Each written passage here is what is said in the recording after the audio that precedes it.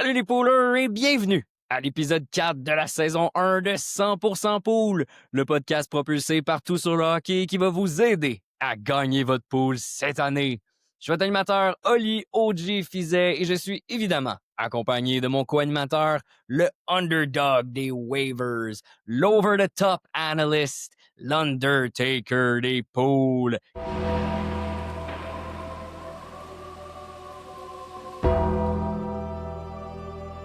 Guillaume, Overanalyzer, Corbeau, comment ça va? Ça va bien, Oli. Bel exercice de prononciation pour commencer cet épisode. Félicitations.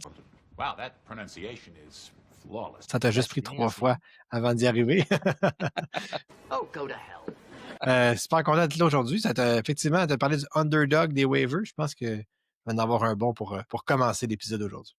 Comme pour chacun de nos épisodes hebdomadaires, on va commencer par un petit warm-up de 3 minutes sur un sujet d'actualité du hockey, suivi de 3 périodes d'environ 15 minutes, lors desquelles on va analyser les joueurs et on va vous donner des conseils pour optimiser vos pools à court, moyen ou long terme. Puis aujourd'hui, on va vous parler des joueurs dump and chase, ainsi qu'une petite analyse des over-under des joueurs qui performent, à savoir si c'est soutenable ou insoutenable. On a pas mal aimé la semaine dernière, fait qu'on s'est dit qu'on allait recommencer ce format-là.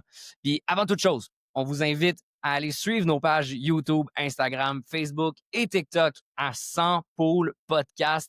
On s'est vraiment donné comme défi là, dans les dernières semaines d'essayer de mettre un peu plus de contenu, un peu plus de posts, un peu plus de reels. Si jamais vous avez des questions justement à savoir des joueurs que vous voulez qu'on analyse, allez nous écrire aussi sur le forum du pool sur Facebook et on va essayer le plus possible de vous répondre hyper rapidement. Ça va peut-être nous donner aussi des petites idées pour les prochains épisodes.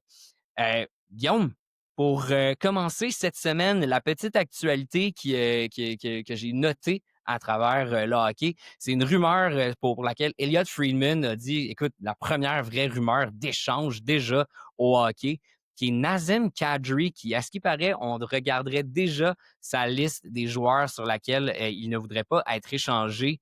Donc, une 13aine d'équipes environ sur sa liste.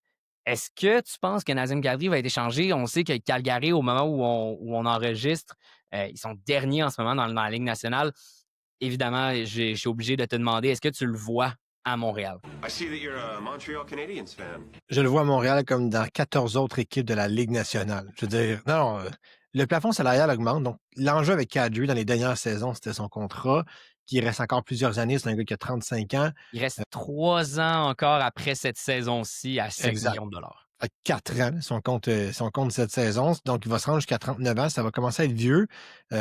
Mais il reste que, pour les 2 ou 3 prochaines saisons, il va être encore très performant. C'est un gars qui est payant sur un deuxième trio. Là. C'est vraiment un centre de deuxième trio par excellence dans la Ligue nationale. Je le vois être échangé, oui, à Montréal. Il y a un besoin à cet endroit-là, mais en même temps, 4 ans, c'est peut-être long pour Kadri, pour le Canadien. Ils ont quand même d'autres options à cette position-là potentielle. On parlait de Michael H., par exemple, mais il pourrait aller... je n'ai qu'à penser aux Kings de Los Angeles qui vont chercher un remplaçant à Enze Kopitar. Byfield a un bon début de saison, mais il reste qu'ils n'en ont qu'un joueur de centre. Il pourrait aller avec les Islanders de New York qui veulent faire un reset on the fly. Peut-être que ça pourrait les garder avec la tête un peu hors de l'eau. Les Rangers qui se cherchent.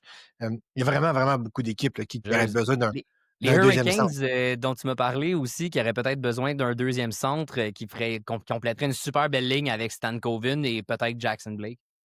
Absolument. Donc, tu sais, les Hurricanes, ce serait une autre équipe parfaite. Kotkaniemi n'a jamais été capable d'être à la hauteur. Stan Coven ne semble pas avoir la saison, du moins les résultats qu'on désire. Peut-être que c'est plus un allié qu'un centre aussi à ce moment-là. Ça permettrait d'avoir un troisième trio dans lequel on aurait Taylor Hall avec probablement Svechnikov, là, si vous y croyez encore peut-être, et Jordan Staal au centre, par exemple. Donc, pas un mauvais troisième trio, on s'entend.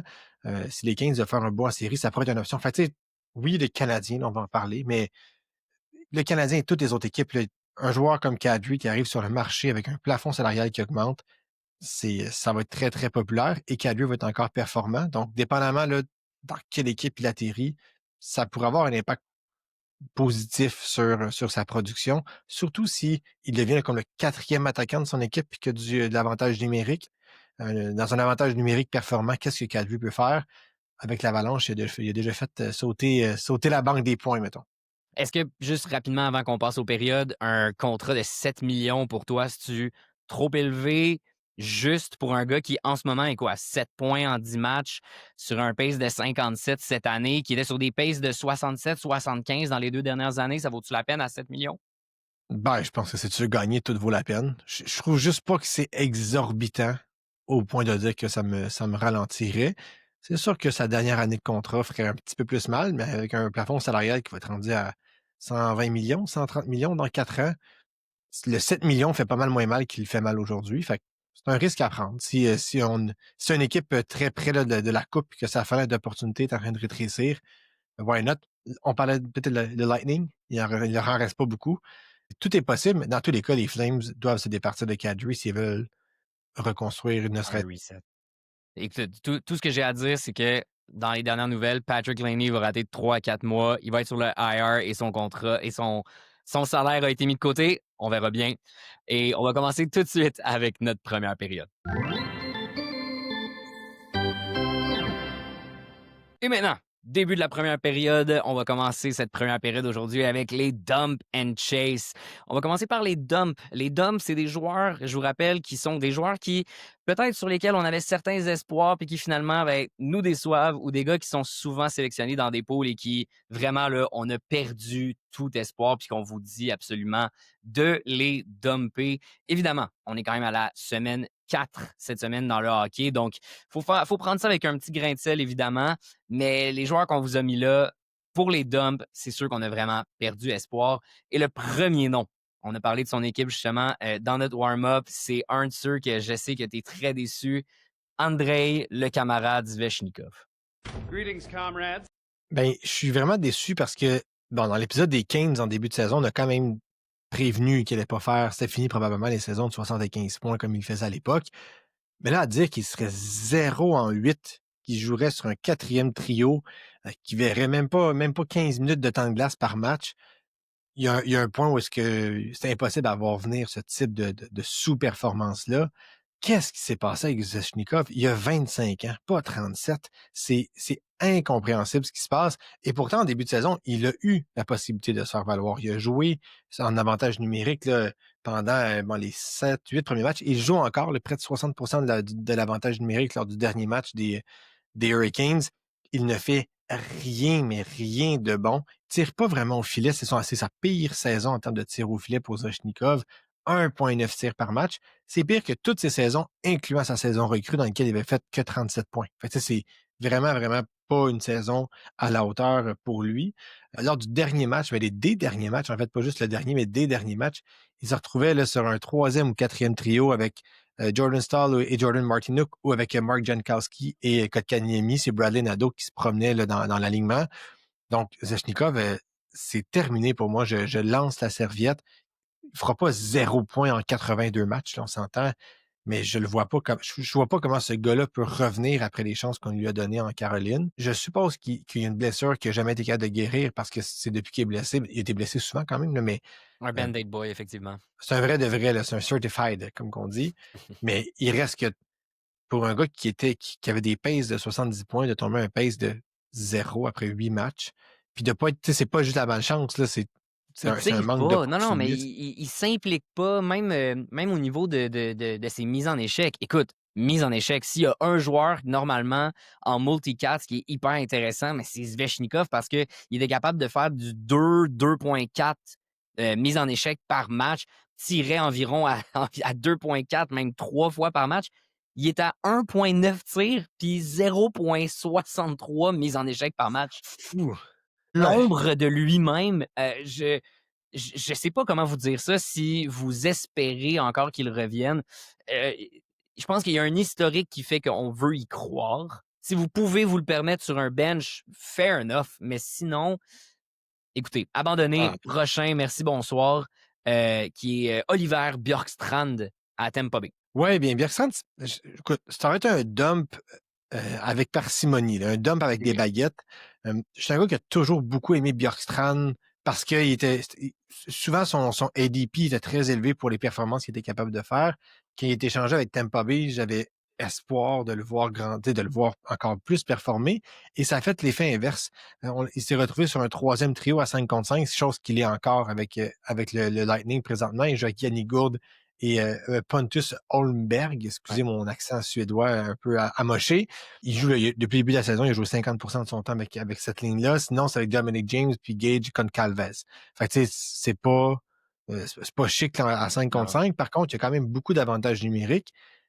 Et ils ne font absolument rien, le Lightning, avec cet avantage numérique-là. Ils s'en vont de nulle part. Bjorkstrand a encore du temps d'avantage numérique, mais il y a 1 point en power play. Tu joues avec Kucherov, Edman, Point. Je comprends que l'avantage numérique en général du Lightning n'est pas efficace présentement, mais Bjorkstrand est peut-être le problème sur cet avantage numérique-là. Peut-être qu'il est temps de voir une autre option. C'est le seul joueur, en fait, qui a été changé par rapport à l'année dernière chez le Lightning. Moi, j'abandonne dans son cas. Du moment qu'il ne jouera plus en avantage numérique, il devient complètement non pertinent dans un pool. Je préfère le larguer maintenant que d'attendre qu'il soit mis sur un troisième trio, plus sur l'avantage numérique, puis qu'il n'y ait tout simplement plus de valeur. Si vous pouvez l'échanger, allez-y aussi. Là.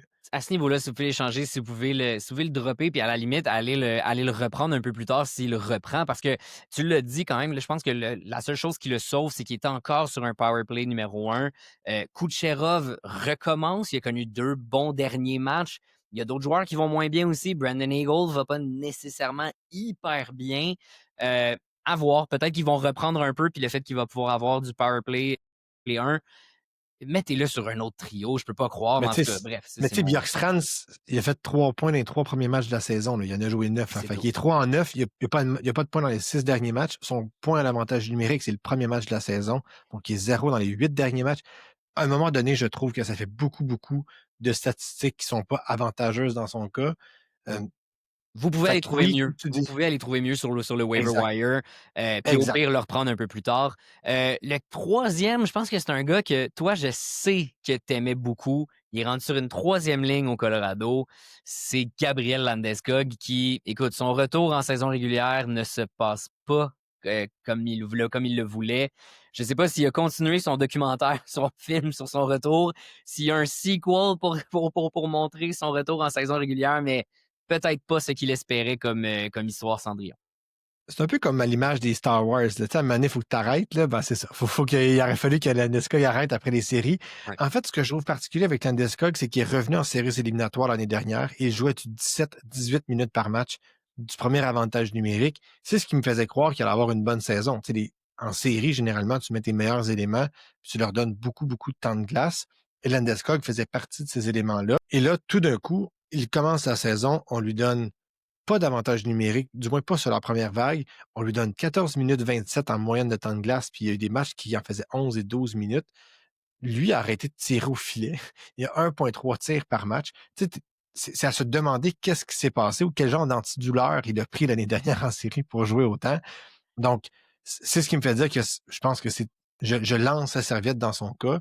J'espérais pas, évidemment, une saison d'1 point par match, mais je me dis, tu sais, s'il est capable de jouer sur le premier avantage numérique à la place de Brock Nelson, parce que c'est lui qui est là en ce moment, peut-être qu'il peut aller chercher sa 55-60 points dans une bonne équipe, puis who knows, peut-être qu'en deuxième moitié de saison, il va prendre son air d'aller, mais c'est vraiment complètement aux antipodes, un peu comme Zvechnikov. Ils ne font rien du temps de glace qui leur est donné.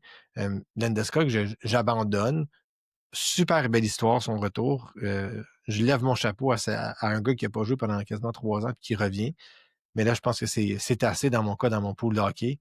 Je le laisse de côté, puis je passe au prochain appel. Surtout à 7 millions, là, les poules de masse salariale, là, si vous l'avez sélectionné, ça fait mal. Ça fait très mal, même en multicat, c'est pas joyeux, honnêtement, Gabriel Landeskog. Prochain appel, tu le disais, c'est un joueur que moi j'ai choisi dans mon multicat qui, écoute, est quand même capable de faire plusieurs mises en échec par match. Marco, le fantôme Casper, qui lui a 3 mises en échec par match, 1,33 tirs, ce qui est pas génial, puis c'est peut-être ce qui explique qu'il est 1 en 9 en ce moment depuis le début de la saison avec les Red Wings qui connaissent un excellent départ quand même. Ils jouent encore avec Patrick Kane qui vient d'être blessé et Alex DeBrincat. pourquoi il ne marque pas des points? J'hésite à le dropper, justement. Fait que dis-moi pourquoi je devrais le dumper ou pas, en fait. C'est une bonne question. Je le dumperais parce que justement, il est 1 en 9 et il semble pas être capable de faire fonctionner ses alliés. Ce qui me fait dire que, tu sais, DeBrincat, oui, il a 8 points en 9 matchs cette saison, mais il n'a qu'un seul but. Pour un gars qui en a compté quasiment 40 l'année passée, c'est peu. Un but en 9 matchs. Il a aussi lancé 34 fois au filet. Là. Fait que son pourcentage de tir est en bas de 3 on s'entend que c'est une anomalie. Par contre, tu te poses la question, pourquoi? T'sais, est-ce que c'est parce que il n'est pas en mesure de se positionner au bon endroit puis que Casper n'est pas capable de créer un jeu pour lui? C'est dans les possibilités. Et l'autre élément, c'est de dire comment DeBrincat fait pour avoir 7 mentions d'aide en 9 matchs puis que Casper n'a qu'une seule passe. C'est peut-être là un peu le point qui me fait mal puis qui me dit que Casper, moi, je le dropperais ou du moins laisser-le aller puis laisser le risque à quelqu'un d'autre. Il y a quelqu'un qui va sauter dessus en disant j'espère qu'il va revenir. C'est un très jeune joueur. Il va finir par être bon. C'est peut-être juste pas la saison. On les voit peut-être des fois trop gros, ces gars-là. Donc, pour moi, Casper, là, je le laisserais mourir dans un waiver, puis je laisserais le risque à quelqu'un d'autre. Il faut aussi dire qu'il joue un petit peu en désavantage numérique. Fait que peut-être que les Red Wings tentent aussi de le mettre dans ce rôle-là. Je suis pas dans la tête de l'entraîneur. Tout ce que je sais, par exemple, c'est qu'il y a un but en 9 matchs, pas de passe pour un joueur de centre. C'est pas acceptable. Surtout quand tes alliés, c'est Patrick Kane puis Alex DeBrincat. Être invisible comme ça, Casper, non merci. C'est le joueur thématique Halloween, hein, on s'entend? Écoute, on enregistre ça le 27, c'est pas mal ça, effectivement. C'était le joueur thématique Halloween. On va maintenant passer au chase. On a passé quand même beaucoup de temps là, sur les dumps. On va passer au chase. Et là, il y a quand même plusieurs. C'est des joueurs qui sont souvent un peu moins choisis dans les pools, comme Yahoo, par exemple, dont leurs pourcentages sont souvent plus bas que 50%. On tente de vous trouver des joueurs qui valent la peine et qui sont pas toujours choisis. Souvent peut-être des pools aussi en head-to-head qui peuvent venir par la semaine. Et il y a beaucoup de ces joueurs-là qui sont en orange, justement. Et pour le thème de l'Halloween, on va mettre les petites lunettes oranges pour les Chase. On va commencer avec un joueur que toi, en tout cas, tu sembles croire, c'est le deuxième centre à Calgary, c'est Morgan Frost.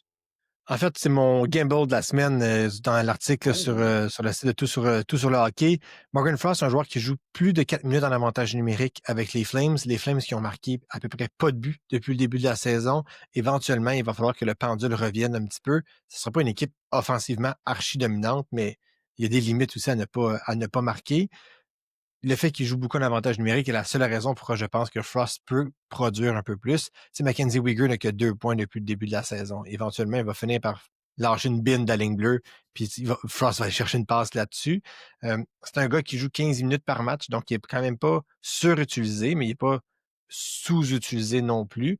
Bon, il y a un pourcentage de tir de 7,1. C'est pas un gars qui a un gros lancer, mais quand même. Et c'est un gars qui n'a aucune passe secondaire. Donc, je me dis qu'éventuellement, pour un laps de temps de 2 ou 3 semaines, il devrait aller chercher, devrait avoir un rééquilibre, ce qui pourrait l'amener à peut-être plus un rythme de 0,6, 0,7 points par match dans une saison que le 0,5 qui nous a habitués. C'est pas un gros chase, mais on va chercher les points là où est-ce qu'on peut. Les Flames, pour moi, c'est une équipe qui va peut-être être appelée à être pertinente dans les poules dans les prochaines semaines, ne serait-ce que pour le retour du balancier. Puis tu parlais de Nazem Kadri en introduction. Si Kadri part, la valeur de Frost explose. C'était temps de le prendre maintenant, de le bencher et attendre de voir qu'est-ce qui se passe avec Kadri. C'est un 2 pour 1. On sait que Dustin Wolf, justement, est sorti en disant qu'il voulait que ses coéquipiers performent un petit peu mieux, surtout à l'attaque. Il a essayé de leur mettre le feu au cul pour ne pas faire de mauvais jeu de mots. Et là, on va suivre avec un autre peut-être joueur un peu gambler. C'était un mauvais jeu de mots. Oui, merci. Un autre joueur peut-être un peu gamble, Sean Monahan, qui lui connaît pas nécessairement un énorme début de saison avec 3 points en 8 matchs. Pourquoi d'abord c'est un joueur que tu veux aller chasser dans ce cas-là? Ben, les 3 points en 8 matchs, il les a fait dans ses 3 derniers matchs. C'est un gars qui n'a jamais vu son temps de glace se réduire depuis le début de la saison. On parle de 20 minutes par match, là, quasiment en moyenne 19-19.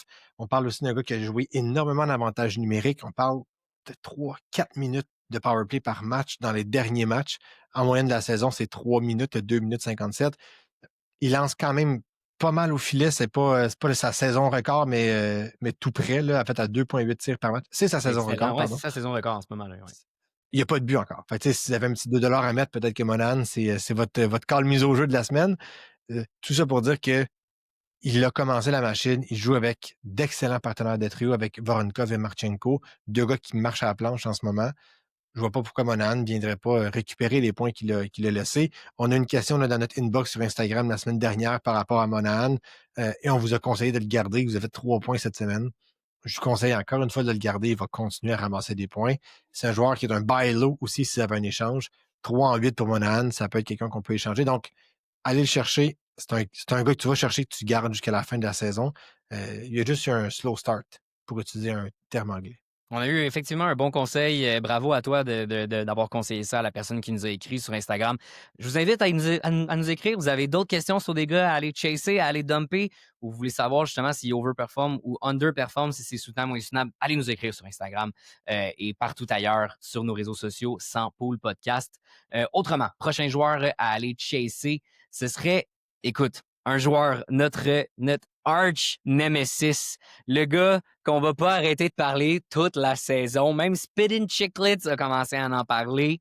Un joueur de 7e ronde et ce n'est pas fini. Emmett Finney. J'ai mal. Ouais. Je l'ai descendu en règle de quoi 2-3 semaines en disant que c'est impossible qu'il reste. Exact. Puis aujourd'hui, je vous le recommande. Je peux pas croire que je fais ça, mais c'est vrai, il a commencé à jouer en avantage numérique, puis il n'a pas joué pas à peu près. Il y a 2 matchs le 23 octobre contre les Islanders, il a joué 6 minutes de power play. Il y a juste une passe, mais il reste que c'est 6 minutes. C'est énorme. Ça, on parle de 60% du power play. Donc, il est passé d'un gars qui jouait pas du tout en avantage numérique à un gars qui joue sur la première vague. Il y a 8 points en 9 matchs, il y a un match de 3 points. Là, bon, ça vient peut-être biaiser un petit peu les résultats, mais il reste que c'est une recrue. Là. Dans les derniers matchs, là, il a joué du 19 ou quasiment du 20 minutes par match sur un premier trio avec Dylan Larkin et Lucas Raymond.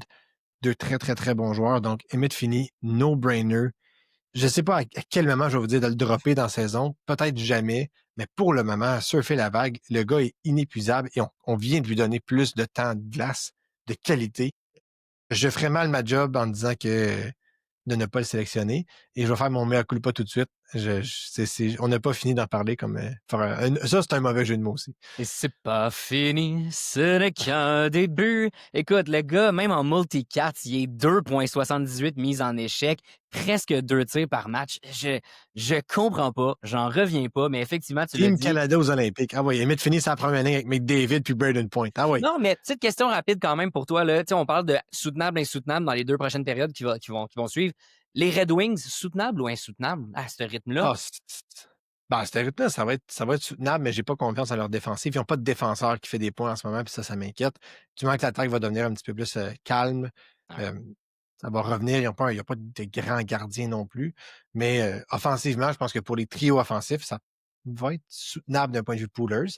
Mais tu sais, Maurice Seider a 2 points en 10 matchs. On va en parler un peu plus tard, mais ça fesse. Autrement, Jackson Blake, celui qui écoute, que t'arrêtes pas de parler justement, encore une fois dans les chases cette semaine. Mais là, je l'assume. Ouais, on en parlait sans le mettre dans une catégorie, je l'assume. J.C. Jackson Blake, 6 points en 8 matchs. C'est un gars qui joue beaucoup. Il a joué sur le premier avantage numérique à quelques reprises. On a essayé Bradley Nadeau lors du dernier match. Mais tu sais, Blake est toujours comme le 4e attaquant après Ehlers, Howe et Jarvis. Pas sexy. C'est comme un nom singulier, le Jackson Blake. Je trouve que ça doit nuire à sa valeur d'une certaine façon. Mais c'est un gars qui, tu sais, en termes de passes secondaires, sur ses 4 passes, il y en a juste une qui est une passe secondaire. Donc, il crée de l'attaque. Il tire énormément au filet. 3,4 tirs au filet. Donc, Jackson Blake, c'est un peu un no-brainer. Il joue dans une bonne équipe. Il y a de la place sur le top 6. Nicolas Ehlers va pas très bien non plus. Il y a peut-être une possibilité pour lui de s'immiscer éventuellement aux côtés de Howe Jarvis, who knows. Fait que j'y crois à Jackson Blake comme un joueur, évidemment, qui va peut-être faire une 60aine de points cette année, 65 points. Je ne l'aurais pas eu sur ma liste au début, mais je l'ai maintenant. Autrement, on parlait des lunettes oranges, la vie en orange d'Halloween. Tyson Foerster avec Philadelphie, 6 points en 8 matchs, 0,75 points par match sur un pace de 62. La seule affaire qui me fait peur avec Tyson Foerster de vous le conseiller, c'est qu'il est quand même sur un rythme de 21,4% de tir. C'est un peu élevé pour un gars qui tire à 1,8 fois par match, mais les Flyers, ce trio-là avec Bobby Brink et Noah Cates, franchement, sont étonnants. Ce que j'aime de Forster, surtout pour faire ça très court, c'est qu'il a amassé ses 6 points dans 6 matchs différents. Donc, c'est un gars qui a été constant, qui a été capable de faire des points dans plusieurs rencontres. Son temps d'avantage numérique aussi est en croissance. C'est un gars qui a un bon lancer, il est reconnu pour être un franc-tireur. Donc, son 21 ne me fait pas si peur que ça parce qu'il pourrait finir à 17 puis ça serait normal pour lui.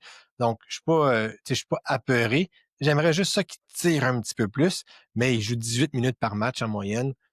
C'est un bon choix, Forster. C'est un peu on parlait des joueurs là, qui étaient un peu des cartes cachées ou des sleepers à ce moment-ci de la saison. Les Flyers, c'est une équipe un peu beige. Forster, c'est un bon choix. Tant et surtout que Mishkov, évidemment, ne reprend pas du poil de la bête, le Forster va être utilisé à outrance. Prochain. Écoute, moi, c'est pour ça, si vous êtes sur YouTube et vous nous écoutez, que je suis habillé de bleu et de orange aujourd'hui. C'est parce qu'il y a quelques joueurs, justement, chez Islanders qui jouent très, très bien. Emil Heinemann, justement, ancien des Canadiens de Montréal, ne joue pas trop mal. Mais surtout, Kyle Palmieri, qui, pour moi, en tout cas, est un des chases que j'aimerais ajouter à notre liste. Palmieri, 6 points en 8 matchs. Il joue 20 minutes par match. Incroyable. Patrick Roy l'utilise. C'est un gars de 35 ans qui joue 20 minutes. En fait, c'est son plus haut total en termes de temps de jeu en carrière. Puis il le fait il a quasiment 35 ans. Il tire 3 points une fois par match. Encore une fois, un seulement en carrière. Son pourcentage de tir est raisonnable à 12 donc il n'y a pas de danger à ce niveau-là. D'un point de vue passe secondaire, c'est un petit peu élevé, mais tu sais, quand tu tires autant que ça, des fois, ça peut arriver à avoir des retours de lancer. 2 points d'avantage numérique seulement. Donc, j'y crois quand même à Palmieri, peut-être pas un gars de 85, mais encore une fois, on recherche des gars qui peuvent nous faire gagner. Palmieri peut le faire. Surtout cette semaine, les Islanders, pour ceux qui ont des head-to-head, les Islanders jouent 4 matchs cette semaine, dont 2 night off, donc 2 soirs où il y a moins de matchs. Très, très bon joueur à aller chercher. Et Palmieri a aussi fait des points, c'est 6 points dans 5 matchs. Donc, il y a juste un match avec 2 points. C'est pas sexy, Carl Palmieri, mais ça va faire le travail. Ça va vous amener vers la victoire. C'est plate, mais Palmieri, un gros chase. Et là, on va finir quand même avec quelques gardiens parce que parfois, on oublie d'en parler. Je vais te nommer rapidement, juste que tu me dises un petit mot sur chacun d'eux. Dan Darth Vladar, Jake Allen, Akira Schmid et Elvis Merzlikins et Jet Greaves peut-être en même temps. Qu'est-ce que tu penses de tous ces gars-là? Ben, pour ce qui est de Allen et Schmid, c'est simplement parce qu'il y a des blessés. Markstrom est blessé, Allen Hill est blessé, Carter Hart n'est pas encore en uniforme, il nous reste un bon mois. Donc, Schmid et Allen, pour une courte période, ça peut être très, très, très, très intéressant à ce niveau-là. Jacob Markstrom qui est supposé revenir lors du prochain voyage des Devils. Regardez ça, mais pour quand même 1 ou 2 matchs encore, Jake Allen vaut la peine puis il joue très bien les Devils en ce moment. On battu Colorado. Puis Allen est quand même un bon chunk de départ. Là, donc, Markstrom ne pourra pas en jouer 60. Pour ce qui est de Dan Vladar, mais vraiment un très, très bon début de saison. Il était derrière Wolf là, à Calgary. Vladar est un peu passé devant Samuel Ersson présentement dans la hiérarchie des Flyers. Les Flyers ont une belle séquence, un joueur à surfer. Et le duo Merzlikins-Jet Greaves, cette semaine, les deux gardiens de but se partagent le filet vraiment à 50-50 et les deux vont jouer 2 matchs cette semaine. Les Jackets sont 2 dos à dos, pour utiliser une expression anglophone mal traduite, 2 back-to-back. Donc, Merzlikins et Greaves vont s'alterner. Donc, cette semaine, si vous cherchez un gardien, des fois, surtout Merzlikins, là, n'est pas souvent sélectionné parce qu'il est un peu moins sexy. Allez le chercher pour la semaine, ça peut être un joueur intéressant. Pas un gros chase d'un point de vue des gardiens, outre peut-être Schmidt ou Vladar, là, qui ont peut-être un peu plus de potentiel. Mais c'est des gardiens dans une semaine, là, si vous faites du head-to-head, c'est le genre de joueur qui vous fait gagner. Dos à dos, face à face, donnez-vous la main et on change de période.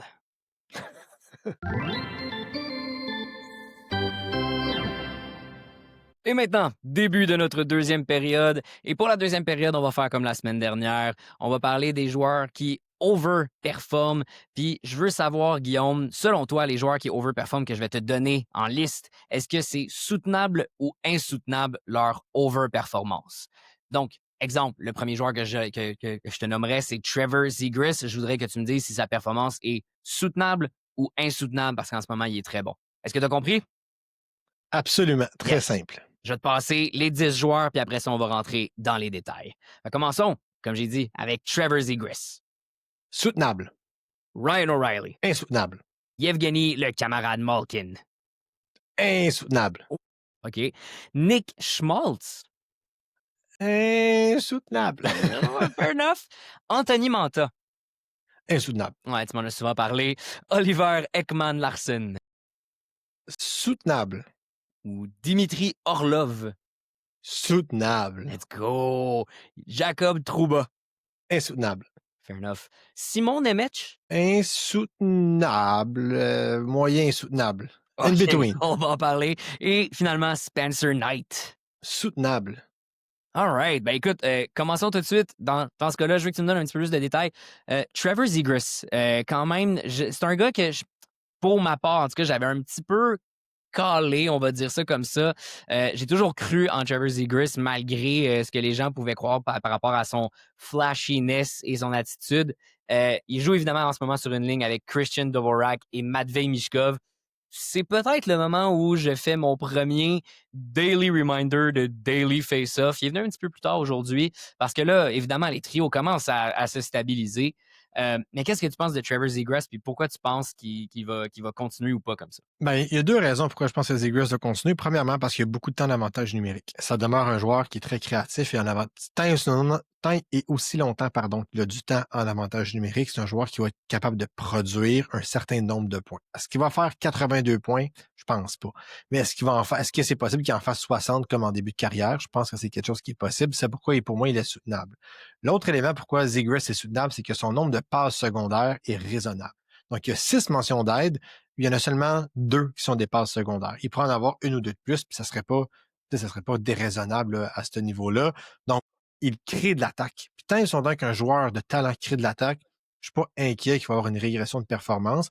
En plus, récemment, il joue avec Michkov, qui va être un joueur qui va être appelé à faire plus de points. Là, j'ai l'impression à croire que Michkov va finir avec 27 points cette année. Je comprends qu'on tente de lui inculquer des bonnes pensées défensives, mais à un moment donné, Michkov, faut que tu le laisses marquer, faut que tu le laisses faire de l'attaque. Donc, Zegras va profiter de ces opportunités-là, je veux dire, positives. Et le dernier élément, c'est que il ne tire que 1,4 fois par match. Bon, je sais que normalement, on va être un peu plus craintif. J'aime pas ça d'habitude. En même temps, quand tu regardes en carrière, il a toujours tiré plus que ça. Fait est-ce qu'il peut vraiment faire pire que ça? Je pense pas. Je pense pas qu'il va tomber à 1,2.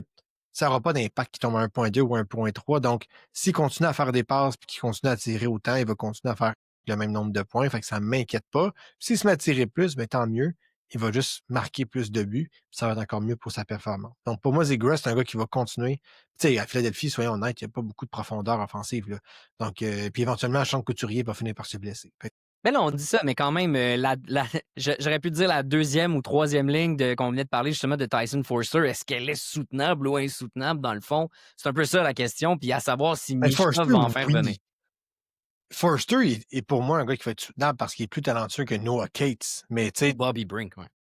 Puis Bobby Brink, c'est pas des joueurs qui sont archi talentueux, ils sont bons. Là, ce sont de bons joueurs de soutien, mais pas dans un rôle offensif, tandis que Zegras va avoir ce rôle-là. Tu sais, quand tu as Christian Dvorak sur ton top 6, tu sais que ça fonctionne pas. Je veux dire, le Canadien, l'année dernière, était une équipe qui était fringe, très, très près de faire ou de pas faire les séries. Puis Dvorak jouait sur un 3e trio. Il n'était pas transcendant. Fait, quand tu mets ça sur ton top 6, ça démontre la profondeur offensive que tu as. Fait que je me dis que Zegras, on va pas le mettre sur un 4e trio. C'est pas... ça ferait pas de sens de le mettre sur un 4e trio sur une longue période. Puis si on l'associe à Michkov, à un moment donné, il va finir par faire ses points quand l'autre va les faire. Là. Si Michkov, il scène à bleu de l'équipe adverse, à ligne bleue de l'équipe adverse, la passe, elle va finir par venir, puis ça risque de venir du bâton de Trevor Zegras. Ouais, c'est ça qui est bizarre avec Trevor Zegras. Tu disais soutenable. Est-ce qu'il va tenir un point par match? J'ai de la misère à le croire. Mais quand même, avec Michkov, qui peut peut-être se réveiller, effectivement, on verra bien. Je vais dire qu'il le fera pas, mais tu sais, je ne mettrais pas mon hypothèque là-dessus, mettons. OK, cool à savoir quand même. Je vais peut-être regarder dans mes waivers, dans mes balotages de mois par mois. C'est le genre de gars qui peut avoir un match de 5 points aussi. Fait que ça peut tout scraper son pace traditionnel. Et 2-3 Michigan dans un match, ça peut arriver pour Zegras. C'est pas impossible. Sinon, le vieux routier Ryan O'Reilly à Nashville, que je sais que tu les aimes pas, mais fait que toi, tu le vois évidemment insoutenable. Ben là, son pourcentage de tir est à 30%, Ryan O'Reilly. Là. C'est pas juste 22, là, c'est 30, c'est 29,4. C'est plus que le double de la carrière. C'est quasiment le triple en carrière. Je veux dire, tant mieux là, pour O'Reilly là, qui a une belle saison, mais à un moment donné, ça va arrêter. Il tire de moins en moins de saison en saison. Cette année, il y a 1,7 tirs par match. Mais pour le reste, il ne va pas faire 2 points, comme il ne va pas en faire 90, mais il va ralentir. Il va revenir à un pace qu'il a fait l'année passée, plus une cinquantaine de points qu'un pace de 75 points. Il va pas être mauvais. Ça me surprendrait pas là, qu'il y ait une longue séquence où si les Preds sont pas capables de marquer puis qu'il y ait 9-10 matchs sans points. Là, ça peut être ça pour O'Reilly. L'année passée, il a comme triché sa fin de saison là, pour aller faire son 53 points. Là, il a commencé très fort. Ça va ralentir. Je ne suis pas très confiant dans son cas. Est-ce que ça va continuer? Fait que pour moi, c'est un gars qui va être insoutenable. Un autre gars que tu penses qui est insoutenable que tu mentionnais, je suis quand même curieux, on s'en est parlé hors d'onde, toi puis moi, justement, justement parce que les Pingouins jouaient ce soir, lundi, le 27 octobre, puis je voulais te demander, qui tu penses que je devrais choisir? Anthony Manta, Justin Brazeau, Chris Letang? Évidemment, Brazeau, Manta, la seule raison pourquoi il performe en ce moment, c'est parce que Yevgeny Malkin joue aussi bien. Tu penses que Yevgeny Malkin, malgré tout le talent, il est vieux, fait qu'il va pas nécessairement être soutenable à cause de ça? Ben, c'est un camarade. Non, je pense pas que Malkin va être soutenable pour une seule et unique raison. Pour plusieurs raisons. La première, c'est tu l'as dit, les jeux avec Anthony Manta puis Justin Brazeau, déjà, ça part mal. Les gars font des points avec lui. C'est comme Crosby dans le temps avec Kunitz puis tous les joueurs qui ont passé à ses côtés. Il a réussi à les faire performer. Malkin fait ça avec les deux gars, ils sont capables de le suivre. Et pourquoi pas? Je comprends que tu es un gars émotif, là, mais je vais faire appel un peu à ta rationalité. L'année passée, Malkin a commencé la saison. Dans les 24 premiers matchs, il a fait 21 points. Il était parti il jouait 19 minutes par match, 3 minutes 30 de powerplay, puis on était comme, la renaissance de Malkin. Ouais, il a fini avec un pace de 60. Fait qu'il est passé d'un pace de quasiment 80 à un pace de 60. Et à chaque saison, il a descendu. Tu sais, à un moment donné, il a fait tant mieux si Malkin a une belle saison, tant pis pour les Pingouins puis leur course à McKenna. Ils vont finir short, malheureusement. Mais c'est ça. C'est pas plus compliqué que ça. Puis tu sais, quand tu regardes les statistiques de Brazeau et Manta, tu réalises que les pourcentages de tirs sont insoutenables. Brazeau.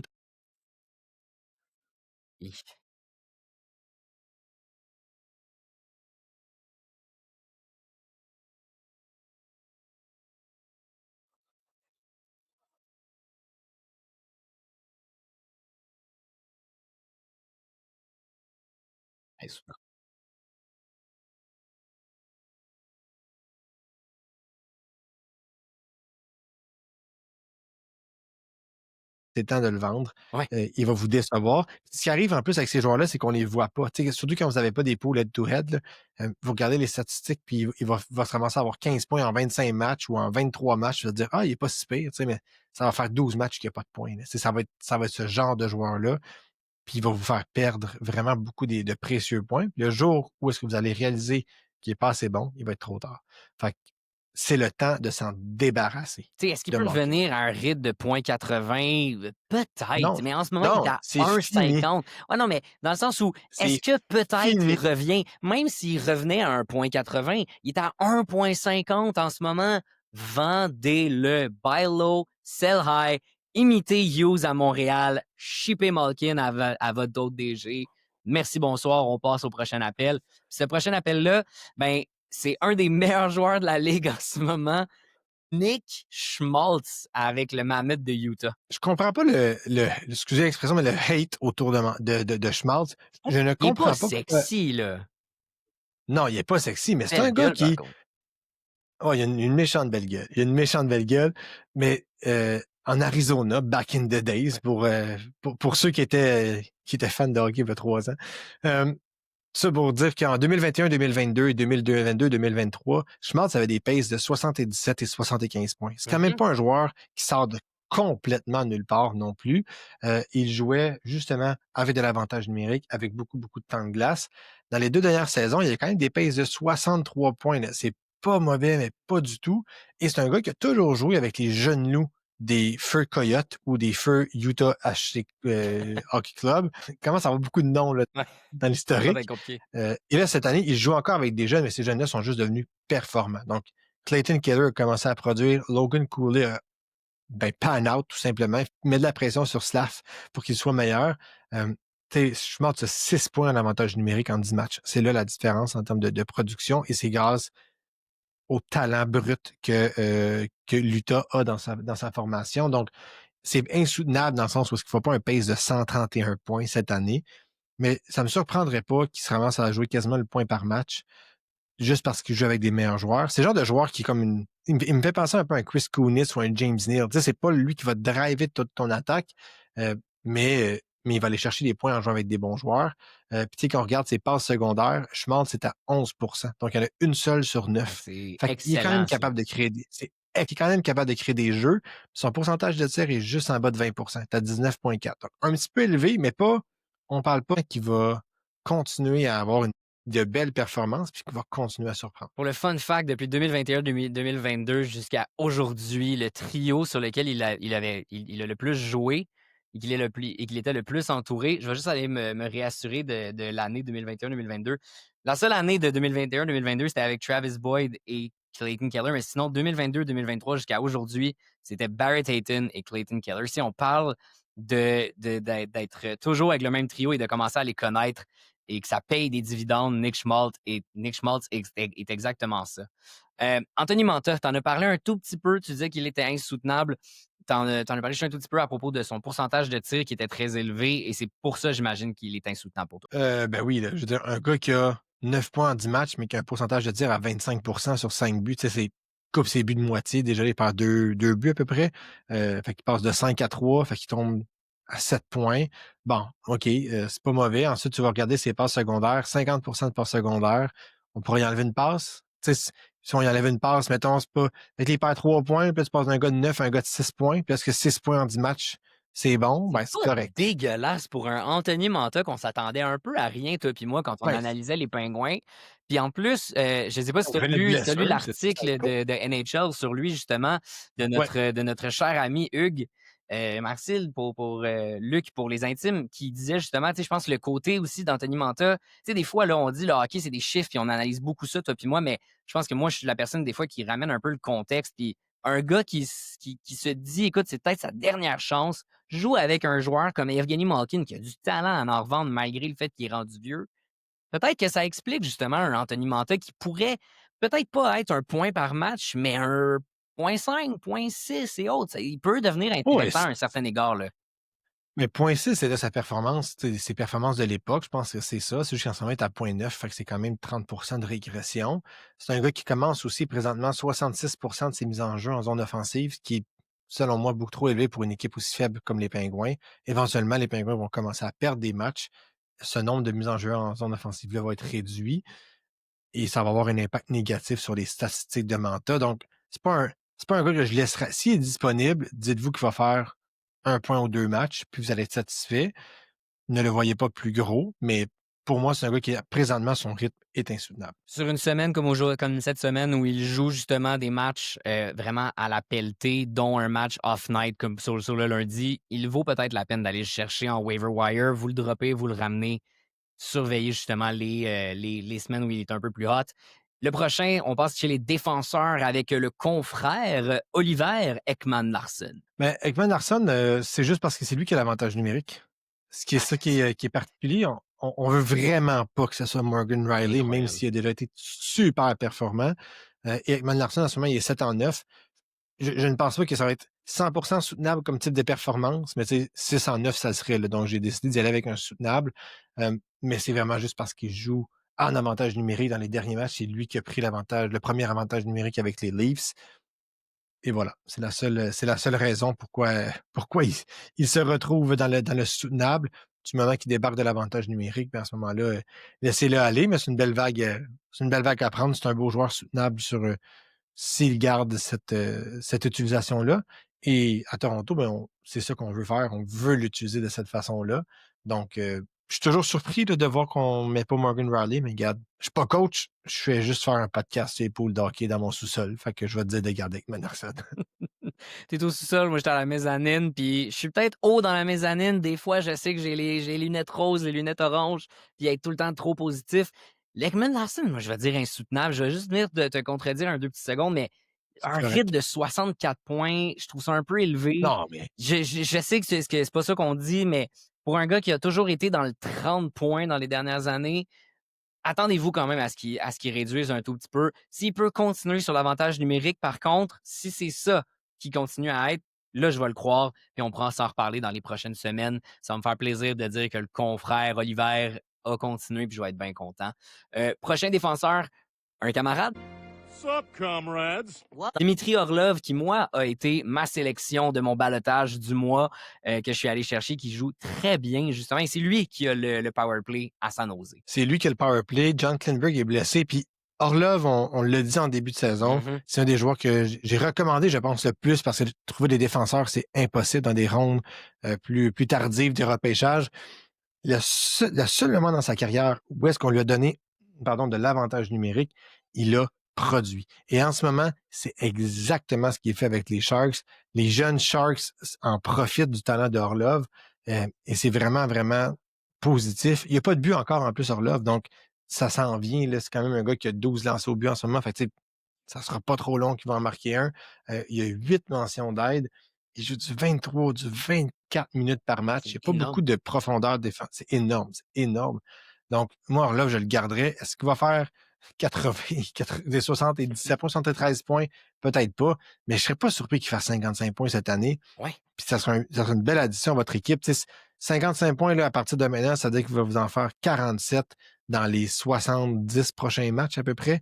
72 prochains matchs. Moi, c'est un défenseur que j'irai chercher. Donc, ayez pas peur. Même quand Klingberg va revenir, il faisait des points avant que Klingberg se blesse. Hey, j'ai eu de la misère, celle-là. Avant que Johnny Boy se blesse. Donc, Orlov, moi, je le vois comme un sure shot. Il n'y a pas de prédateur autour de lui pour prendre sa place. C'est vraiment... je m'emporte des émotions d'un camarade. Qu'est-ce qui se passe? Qu'est-ce qui se passe? Toi qui critiques d'un joueur, puis moi qui est fier d'un camarade. Ça marche pas. Wow, what the fuck? C'est à n'y rien comprendre. Et un autre qui est à n'y rien comprendre, qui lui est sur un pace de 50 points, chose qu'on n'a presque jamais vue depuis la saison 2018-2019, c'est Jacob Trouba. Non, le Trouba, lâche-moi ça. Là. Non, Ça je suffit. sais, mais écoute, c'est insoutenable donc, selon toi. Oh, insoutenable. Il n'y a même pas d'avantage numérique. Tu vas me dire que Jackson Lacombe fait pas vraiment mieux en power play. C'est vrai. On va s'en parler. Il n'y a personne qui fait très bien en avantage numérique chez les Ducks. Mais là, je veux dire, Trouba a un pourcentage de tir de 18,2 %. Il pourrait ne pas avoir de but en ce moment, puis il serait dans ses paces traditionnels. À quel point il est surperformant. Encore une machine à mise en échec, par contre, de 3 mises en échec par match. Mais dans un multicats, gardez-le. Ouais. Mais pour ce qui est des points, oubliez ça, Trouba il pourrait finir avec 5 en 82. Là. S'il pourrait ne pas avoir un point de plus de la saison, ça serait pas impossible. Donc, insoutenable. Bon, je pense que tu exagères un peu, finir. mais effectivement, même justement dans un multicats, il est très soutenable, il performe comme il a performé dans les dernières années. Il en a fait 14 l'année passée. Là. C'est quand même pas... je serais pas si loin que ça. Il avait changé d'environnement. Il était avec des Rangers, avec un... Non, mais attends, quand même, il faut prendre 2 secondes quand même. Le Chris Drury, tout le monde le dit que c'était du n'importe quoi, sa gestion des joueurs, sa gestion des ressources humaines. Il aurait dû engager un assistant de ressources humaines pour gérer ses relations avec ses joueurs. Incroyable. Trouba, il a fait 6 points à ses 35 derniers matchs l'année passée avec les Ducks. Fait que c'est pas Drew Reese. C'est lui. Il est Non, juste pas très bon offensivement. Il est plus rendu là, mais franchement, c'est quand même un joueur que je vais regarder. Dans un multicats, par contre, échangez-le. It's that time of the year. Échangez-le tout de suite, ça vaut la peine parce qu'il va encore vous donner les périphériques, mais beaucoup trop de points. Comme tu as dit, on va passer à un petit joueur que moi, j'avais abandonné complètement tout espoir. C'est Simon Nemec, qui est rendu à quoi? Le 7 points en 9 matchs? Il y a quand même eu un match de 3 points. Ouais, Il faut faire attention, il y a un match de 3 passes. Mais il reste que dans le courant de la saison, il était capable d'aller chercher ses passes à 5 contre 5. C'est un joueur qui ne joue pas en avantage numérique. Donc, parce qu'il y a 7 points en 9 matchs. Il y a bien trop de joueurs en avantage numérique chez les Devils avec Dougie Hamilton et Luke. Absolument. Non, son rythme de 7 points 9 matchs, lui, il est insoutenable. Par contre, un rythme de production pour Nemec, c'est pas insoutenable à pu finir. Lors du dernier match, il a joué 23 minutes. Là, donc, quand il s'est mis à performer, on lui a donné du temps de glace. Donc, j'haïs pas Nemec dans un pool qui est un peu plus profond, où est-ce que vous avez peut-être plus de possibilités d'aller chercher ou d'acquérir des joueurs. Nemec est intéressant. C'est tout. J'ai pas grand-chose d'autre à dire sur Nemec. Il a quand même fait des points il a fait 7 points en 9 matchs, puis de ces 7 points-là, il les a fait dans 5 matchs différents. Donc, il était quand même 4-8 avant de connaître son match de 3 points. Je trouve que c'est quand même pas mauvais pour un défenseur de 21-22 ans qui joue dans une équipe avec beaucoup de profondeur. Suffit d'une blessure à un gars comme Dougie Hamilton qui se blesse quand même fréquemment, ou Luke Hughes, les deux se blessent quand même souvent. Et il pourrait avoir plus de temps de glace. Fait que c'est peut-être un grab présentement. Ben, Gardez-les dans votre réserve ou faites-les jouer un petit peu. Puis j'aimerais avoir ton avis parce qu'en effet, tu parlais de blessure. Ben justement, il y a Brett Pesci qui s'est blessé et on dit qu'il ne va pas suivre les Devils lors de leur voyage de 4 matchs à l'étranger. Pesci qui jouait en ce moment sur un premier duo avec Luke Hughes. Dougie Hamilton, lui, jouait avec Jonas Siegenthaler sur un deuxième duo. Honnêtement, je vais être curieux de voir ça va être quoi le déploiement de Simon Nemec. Je vais être vraiment curieux. Regardez-le, si ça vaudrait la peine, surtout avec la performance qu'il fait en ce moment. Je vais le suivre avec grand intérêt. Et autrement, dernier, un gardien de but, Spencer Knight, que tu dis que ça va être soutenable sa performance en ce moment. en fait, lui, ses performances vont être soutenables, dépendamment de votre type de pool. C'est sûr que si c'est les victoires, vous prenez un gardien de but des Blackhawks, il faut s'attendre à ce que ça ne soit pas toujours des victoires. Par contre, Spencer Knight, sur 6 matchs, il y a 5 départs de qualité. Donc, sur les 6 matchs qu'il a été entre les poteaux, il a pendant 5 fois dans la saison eu une meilleure taux d'arrêt, un meilleur pourcentage d'arrêt que la moyenne des gardiens de but de la Ligue nationale. Donc, c'est très, très bon, 5 en 6. Là, généralement, quand on est en haut de 60%, on fait partie de l'élite de la Ligue nationale. Je comprends qu'il est bombardé avec les Hawks, mais il faut quand même bien qu'il arrête le petit bout de caoutchouc. Puis Spencer Knight, il donne une chance à son équipe de gagner à tous les matchs. Pour vous donner un exemple, là, quand on regarde les statistiques entre Knight et Soderblom, qui est le deuxième gardien de but avec les Hawks, Knight, sa moyenne de buts alloués de 1,97, Soderblom 3,01. Et le pourcentage d'arrêt de Knight est à 937 et Soderblom, c'est 888. Fait que c'est vraiment Knight qui donne une chance aux Hawks de gagner soir après soir. Des fois, c'est ce genre de gardien de but-là qui va gagner tous les matchs de son équipe. Donc, si les Hawks gagnent, je sais pas, 30 matchs dans la saison, puis Knight en gagne 28 ou 25, mais il va vous avoir donné 25 victoires pour un 2, 3e, 4e gardien. Je sais pas combien vous en avez dans vos ligues. Ça peut être un bon grab et on n'est pas habitué d'aller vers les joueurs des Hawks en se disant qu'ils sont faibles. Spencer Knight peut surprendre. Faites juste pas vous laisser leurrer par le fait que c'est les Hawks. C'est un très bon gardien de but et les Hawks ont un bon début de saison grâce à lui. Hey, Spencer Knight, ça Et à reste... Frank Niazar. Non, mais ça reste que Spencer Knight, c'est un 13e choix overall. On voyait Spencer Knight comme étant le nouveau gardien des Américains à être aussi bon justement qu'un Jake Oettinger et autres. Il était derrière. Il l'est, mais il était derrière un Sergei Bobrovski qui jouait excessivement bien. Il y a eu des petits problèmes qui est allé adresser, qui a réglé vraisemblablement qu'il faut croire. Parce que franchement, ses statistiques en ce moment sont incroyables. La seule affaire que je voudrais savoir, c'est que tu dis justement qu'il y a plein de bons départs de qualité. Il joue très bien. Mais dans sa carrière en général, il n'a pas connu un pourcentage de quality starts 83 pour 3. Si on se demande si c'est soutenable ou insoutenable, c'est pas un peu contradictoire de voir ça justement comme ça? Mais en carrière, il y a 24 ans. Non, mais justement, je suis d'accord, mais tu considères pas ça un peu insoutenable, justement, la manière qu'il joue, surtout dans une équipe comme Chicago, justement, dont on veut pas tellement truster? Ben moi, je trouve que c'est sûr que le nombre de départs de qualité est insoutenable, c'est impossible. L'année passée, il est quand même fini avec 55% de départs de qualité. C'est quand même plus que la moyenne. C'est quand même digne d'un gardien de but numéro 1 dans la Ligue nationale. Et là, il va juste, il continue sur cette lancée-là. Donc, il faut faire la part des choses. En carrière, c'est vrai qu'il est à 48,5 en ce moment, mais il a commencé sa carrière, il avait 20 ans.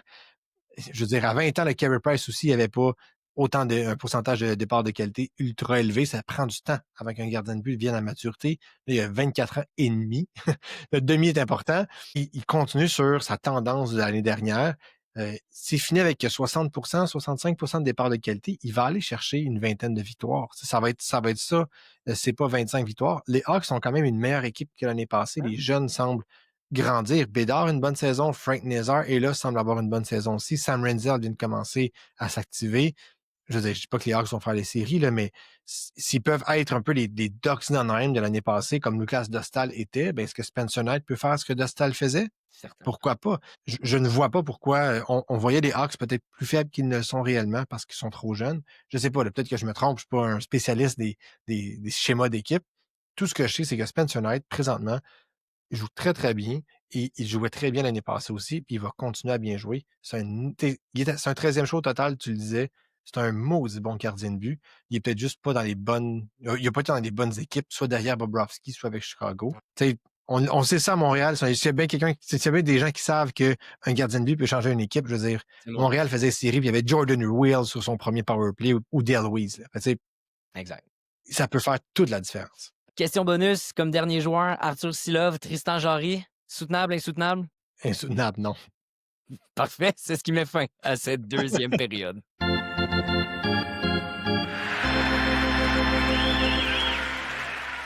De retour pour cette troisième période. Et pour cette troisième période, on va parler des joueurs qui underperforment. Je veux que tu me dises, est-ce que c'est soutenable ou insoutenable le fait qu'en ce moment, ils sont pas très bons? On va commencer avec la liste avec les 10, peut-être même 11 joueurs que je veux savoir si c'est soutenable ou insoutenable leur underperformance, en commençant avec Sam Bennett. Soutenable. Et l'autre Sam Reinhart. Insoutenable. All right. C'est ce que je pensais. Tyler Seguin. Soutenable. OK. Connor McMichael. Insoutenable. Tyler Toffoli. Insoutenable. Zach Werenski. Insoutenable. Yes, ça, je suis content. Moritz Seider. Les deux. Soutenable, insoutenable. Jackson Lacombe. Insoutenable. Devin Taves. Insoutenable. Good. Mackenzie Weegar. Soutenable. Ouh. Et Samuel Montembeault. Je peux pas. Je vais dire soutenable. Je suis désolé. C'est ce qui met fin à cette liste rapide. On va rentrer dans les détails et je pense qu'il y en a quelques-uns qui vont... C'est chiant de finir avec Monty. Je trouve ça chiant. Stan, c'est chien, mais on n'a pas le choix. On va commencer justement par les deux Sam, les Sam Gamgee. Et le sage. Le sage? C'est ça? Le brave. Le brave. Sam Gamgee le brave. Parle-moi des deux Sam Gamgee, les braves. Est-ce qu'il y en a un qui est Gollum? Y en a-tu un qui est vrai, qui est le vrai Sam? Lequel des deux sont soutenables ou insoutenables? À quel point ça fait longtemps que tu n'as pas écouté Le Seigneur des Anneaux? Hein? Écoute, si tu savais, ma copine, je suis supposé les écouter depuis au moins un mois. On va s'en reparler. En fait, Sam Bennett, c'est juste qu'il est comme devenu le premier centre par défaut avec la blessure de Barkov. Et peu importe sur quel trio on le met à 5 contre 5, il n'est pas capable de le faire produire. Donc, par exemple, il joue avec Marchand et Verhaeghe depuis le début de la saison. Ils n'ont aucun but pour à 5 contre 5, 3 buts contre. On l'a mis avec Reinhardt et Verhaeghe, 1-1, un but pour, un but contre. On l'a mis avec Bogvist et Samoskevich, 0-1. Donc, sur n'importe quel trio que Sam Bennett joue, il sous-performe, il va se faire battre par l'équipe adverse. Ce qui me rend quand même assez frileux. Bon, 2 en 10, c'est peut-être très peu, là, mais ça n'a jamais été un joueur non plus qui fait énormément de points. Là. C'est un gars d'une 50aine de points depuis qu'il est en Floride. Il a perdu Matthew Tkachuk comme ailier. On a perdu quand même de la profondeur chez les Panthers. Bennett, plutôt que d'affronter un deuxième, troisième trio d'équipe adverse, il affronte le premier. Clairement, ça a un impact sur sa performance. Et c'est ce qui me fait dire que moi, il va rester un joueur vraiment, vraiment marginal. On pensait peut-être qu'il allait avoir une progression justement avec les blessures de Barkov et Tkachuk. Dans son cas, ça n'a aucun impact. Au contraire, l'impact est même négatif. On a commencé aussi à lui retirer de l'avantage numérique. Autant en début de saison, il jouait du 60%. Là, dans les 3-4 derniers matchs, bon, à une seule exception, on est tombé plus à du 40, du 30, du 20. Fait que tu sais, tranquillement, pas vite, on le retire. Et il faut dire qu'Anton Lundell fait très, très bien. Lui, dans son cas, on l'avait dit, on le savait, mais Lundell continue à générer de l'attaque. Donc, je suis quand même rassuré à ce niveau-là. Ouais, surtout que moi aussi, j'ai pris Lundell dans mon pool. Fait que je suis content de voir un peu le fait que Sam Bennett est un peu moins bon. Faut dire qu'il continue de frapper pour les multicats. Ça reste intéressant. Si jamais il commence à refaire des points, allez le chercher. Si quelqu'un l'a droppé, ça va peut-être valoir la peine. Et sinon, Sam Reinhart aussi, qui lui, pas nécessairement le début de saison qu'on espérait sans Alexander Barkov, évidemment. Non, il est 5 en 10. Là, fait que c'est quand même pas catastrophique, mais c'est pas au niveau qu'on... C'est quand même un gars qui a fait 94 et 80 points, mais là, tu sais, il perd le meilleur centre de l'équipe, il perd son partenaire de jeu, c'est sûr que ça va avoir un impact. Je m'attendais à peut-être une perte d'une dizaine de points. Ça va peut-être plus une perte de 15-20 points dans le cas de Reinhardt, plus aux alentours de 60 peut-être que de 80. L'affaire, c'est que son pourcentage de tir est revenu à un rythme un peu plus régulier. Ça fait 2 ans là, qu'il qui est vraiment trop élevé. Là, on est à du 15,4 qui est pas mal son rythme de carrière. Là. Il tire 2,6 fois par match, qui est pas vraiment moins qu'avant. Là, c'est pas mal dans sa norme. Même avantage numérique, un petit peu plus de temps de glace, mais bon, rien de c'est assez marginal. La différence, c'est que il joue avec Anton Lundell et tout Starinen et non pas avec Alexander Barkov et par exemple Brad Marchand ou Carter Hagee. Donc, c'est sûr que ça a un impact sur sa performance. Le seul élément qui me rend positif avec lui, c'est que Sam Reinhart a 0 passe secondaire depuis le début de la saison. Il a 4 buts, une passe. Fait qu'à un moment donné, il va finir par faire des passes.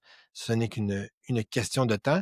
Et pas mal tous les joueurs des Panthers ont comme une baisse de régime. Je pense que perdre Ketchuk et Barkov en début de saison après 3 finales de la Coupe cette année, c'est peut-être difficile de reprendre du galon puis de reprendre un certain rythme. J'ose espérer que Reinhardt va le reprendre plus tôt que tard pour le bien de mon pool. Donc, si t'es Frodon et que tu veux aller porter l'anneau, tu vas choisir Sam Reinhart plutôt que Sam Bennett. Absolument. Ça, j'aurais pu te le dire Dès le depuis le début de la saison. Assez simple comme ça. Sam Bennett, c'est comme si c'était Neri. Là. Tu sais, c'est comme... Ça Ouais. va pas bien. Tyler Seguin, lui, avec Dallas. Tyler Seguin est revenu à son rythme normal. L'année passée, il nous a donné une belle fenêtre d'une vingtaine de matchs où il a fait 21 points. Il a profité du fait que Matt Duchesne connaissait une saison c'était vraiment, vraiment extraordinaire.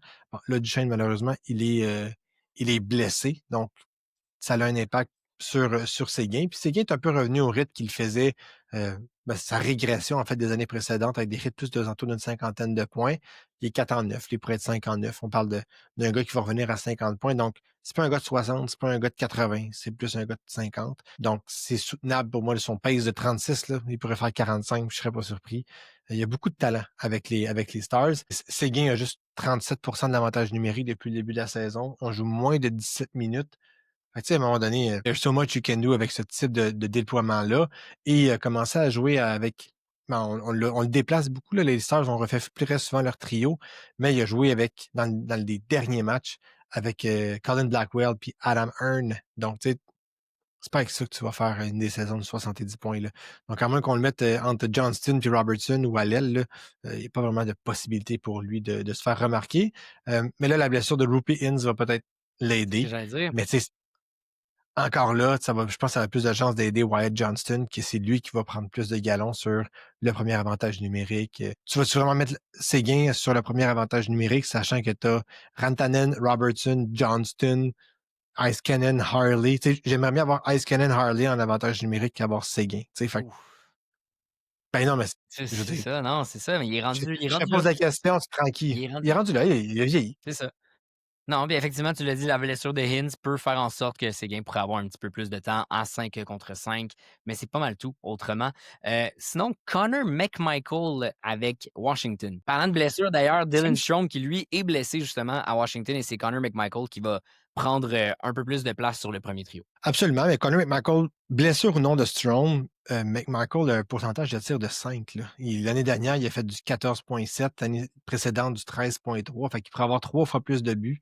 Il passerait de 1 à 3. Bon, tu capotes avec rien, mais c'est quand même un gars qui te mériterait 6 points en 9 matchs, puis on n'en parlerait pas. Ouais. On dirait pas que c'est un problème. On dirait que c'est son rythme-ish de l'année dernière, puis on passera au prochain appel. Donc, c'est insoutenable, ne serait-ce que parce que son pourcentage de tir est très bas. Donc, McMichael, si vous avez la chance de mettre la main dessus, il va revenir, il va vous faire des points. Je suis assez confiant avec ça. Bon, ben, tu capotes pas pour rien, Mais finalement. non, non. Non, mais c'est un calcul super simple. C'est juste le reste de ces statistiques sont très normales. Là. Il y a rien à capoter. Il a juste été un peu malchanceux là, depuis le début de la saison. Voilà. Mais bon, voilà. Et sinon, Tyler Toffoli, le grand frère. Ouais, ben j'aime bien Toffoli. Je m'attendais à mieux pour lui en début de saison. Il joue avec Celebrini et William Eklund qui ont eu des explosions récentes en termes de points.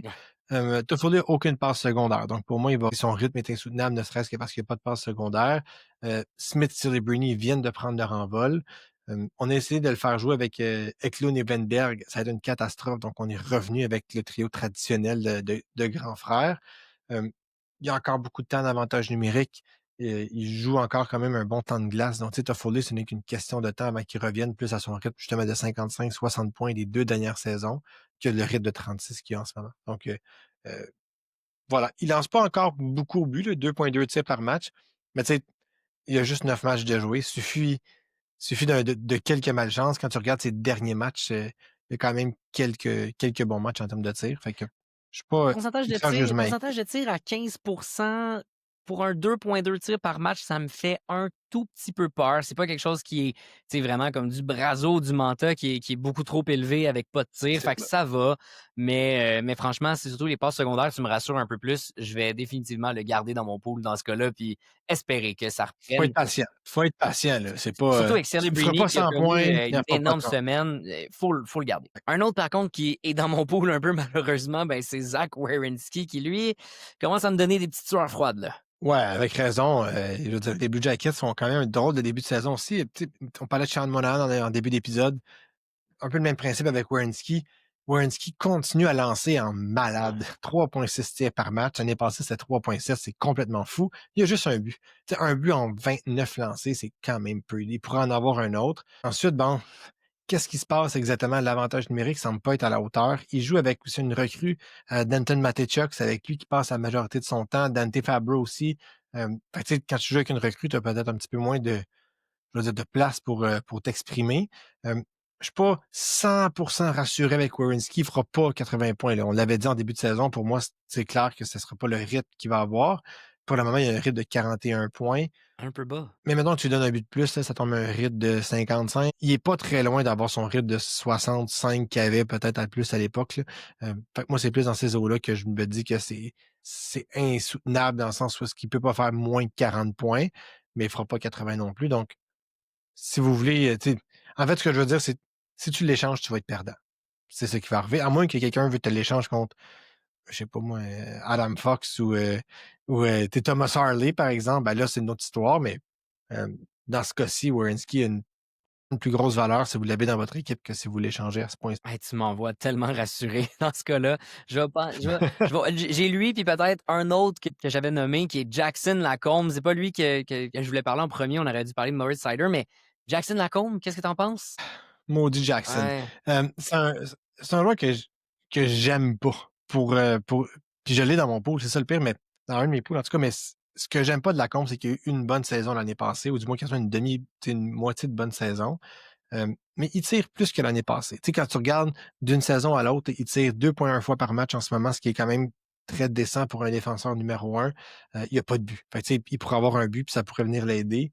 Il joue encore beaucoup en avantage numérique. Un seul point en power play, mais ça a été le problème de l'année passée des Ducks aussi à ce niveau-là. Donc, je suis quand même pas, je suis pas apeuré. La seule affaire qui me dérange avec Lacombe, c'est qu'il joue 63% du temps en désavantage numérique. Donc, il joue beaucoup dans un match, 25 minutes, mais il peut passer 6-7 minutes en désavantage numérique. Puis ça me titille la titille.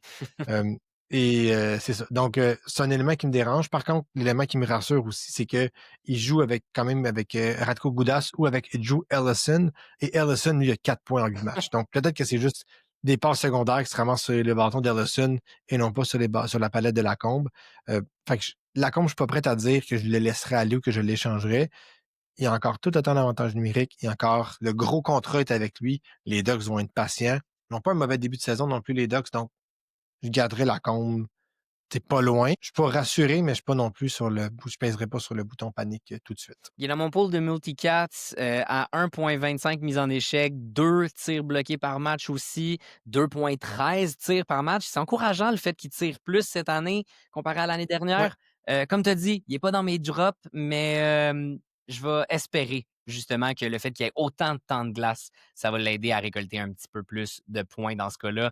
Moritz Seider, lui, les Red Wings, qui jouent tellement bien, est-ce que justement on peut s'inquiéter de sa performance un peu under? Ben, je sais pas. C'est quoi tes attentes pour Sadar? C'est un gars de 60 points pour toi ou c'est un gars qui en fait 45? Parce que si c'est un gars qui en fait 45, t'es pas si loin que ça du compte. Tu sais, t'es à 2 points du Je compte. pense que c'est un gars de qui lance 40. Tu sais, on l'a dit en début d'année quand on analysait les Red Wings. Mon attente, en tout cas, envers Moritz Seider, c'est pas un gars de 50, c'est pas un gars de 60, c'est un gars de 40-45, je vais être bien content. Fait que, tu sais, là, il était un petit peu plus bas. Il va revenir à ce niveau-là. Il lance quand même 2,2 fois par match. Il a 20 tirs cette saison. Fait que, tu sais, il va finir par marquer.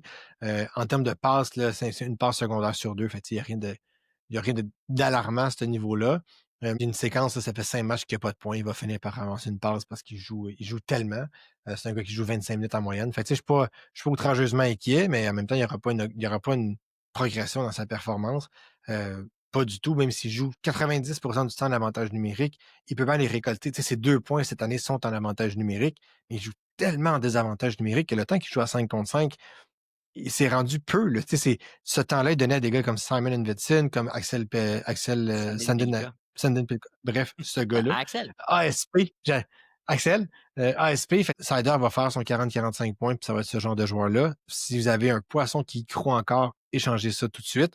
Mais Ah ouais, tu pour n'irais non, pas le chercher, le fait que, tu sais, je regarde les statistiques, tu disais qu'il joue non. beaucoup en désavantage numérique. Il joue moins en désavantage numérique cette année que les dernières années. C'est quand même une petite différence, mais il joue plus en avantage numérique en plus, puis il a pas encore réussi. Il tire plus. Et, tu sais, on dirait qu'il y a plein de choses qui feraient qu'il devrait avoir plus de points.